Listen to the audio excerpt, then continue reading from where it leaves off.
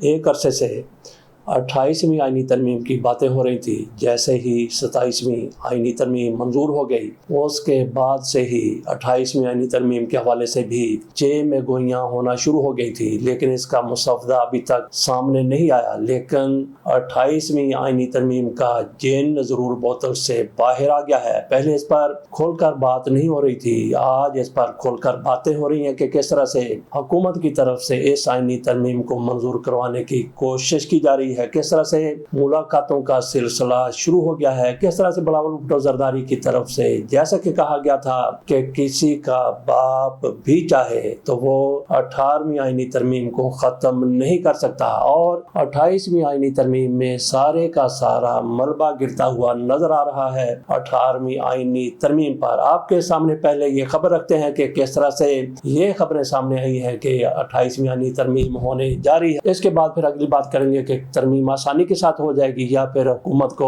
آگ کا دریا عبور کرنا پڑے گا۔ خبر اس حوالے سے کچھ یوں ہے کہ اقتدار کے تمام ایوانوں میں غیر معمولی ہلچل پیدا ہو گئی۔ مشاورتی اجلاس جاری ہیں۔ قومی اسمبلی اور سینٹ کے اجلاسوں کے دوران بھی 28ویں آئینی ترمیم کی باز گشت سننے میں آ رہی ہے۔ آئینی ترمیم پر مشاورت کا عمل بھی شروع ہے۔ صدر اور وزیر اعظم کی حالیہ ملاقات میں بھی یہ معاملہ سر فہرست رہا۔ اس اہم ملاقات میں اسپیکر قومی اسمبلی ڈاکٹر ایاز صادق سمیت دیگر شخصیات نے شرکت کی تھی۔